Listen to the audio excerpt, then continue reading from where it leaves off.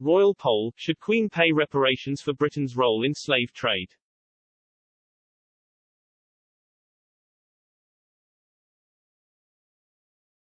The Queen has been urged to pay billions of pounds to Jamaica for Britain's role in the slave trade some 400 years ago.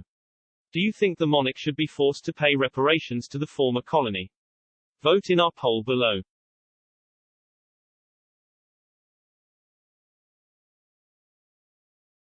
The Jamaican government is set to petition Her Majesty for compensation to all its citizens for Britain's role in the slave trade.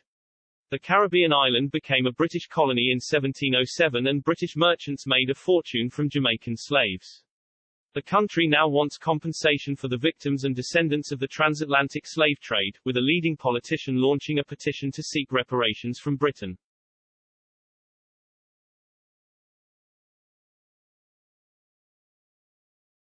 Jamaica's Culture Minister, Olivia Babsy Grange, announced the move to its House of Representatives earlier this week.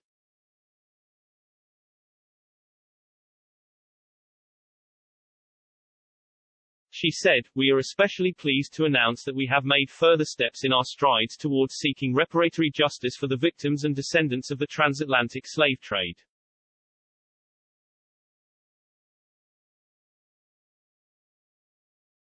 The petition is to be presented to the Queen of the UK and/or the Government of the UK.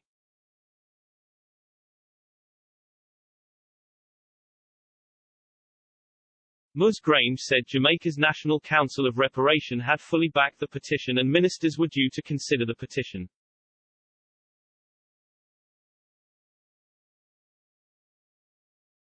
She added, the Attorney General's chambers would need to weigh up the merits of the petition in the eventuality of the Government of Jamaica's involvement in the petition and that it would be the responsibility of the Attorney General's chambers to file the petition on behalf of the people of Jamaica.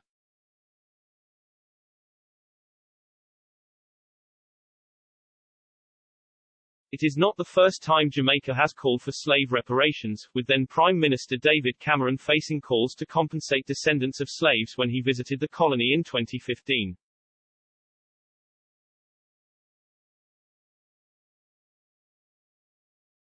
The British Empire began in the 16th century, when the UK started to spread its country's rule across the globe.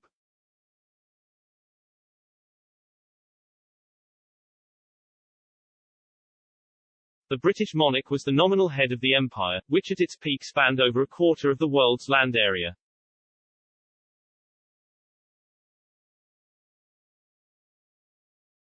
The empire began to crumble at the end of the Second World War, when a swathe of countries sought independence from the British government.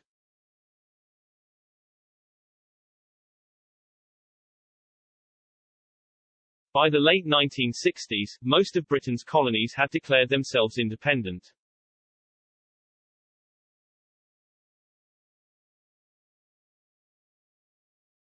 Jamaica split from the empire in 1962 but joined the Commonwealth in the same year.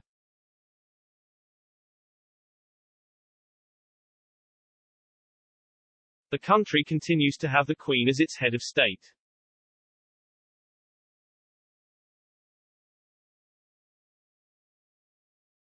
Britain outlawed slavery in 1807, with the passage of the Abolition of the Slave Trade Act.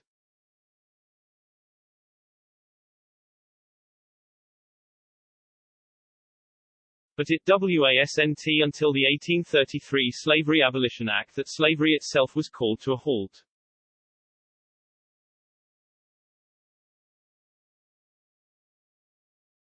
The law mandated a slave compensation package, paid exclusively to slave owners for compensation of losing their property, what slaves were considered as at the time.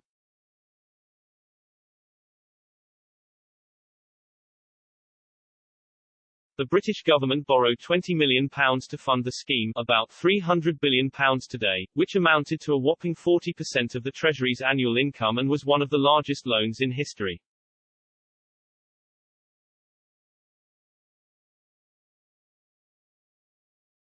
The Treasury only finished off paying the debt in 2015.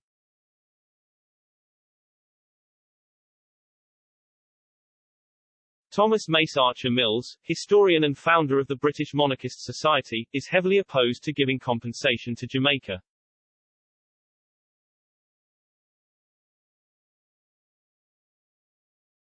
He said, Britain has already paid its share and then some, the price of freedom for Jamaica's slaves.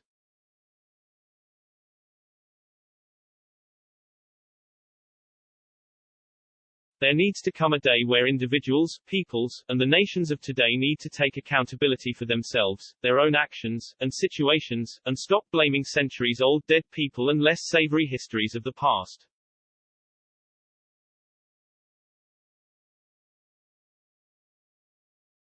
A Home Treasury spokesman said, while reparations are not part of the government's approach, we feel deep sorrow for the transatlantic slave trade, and fully recognize the strong sense of injustice and the legacy of slavery in the most affected parts of the world.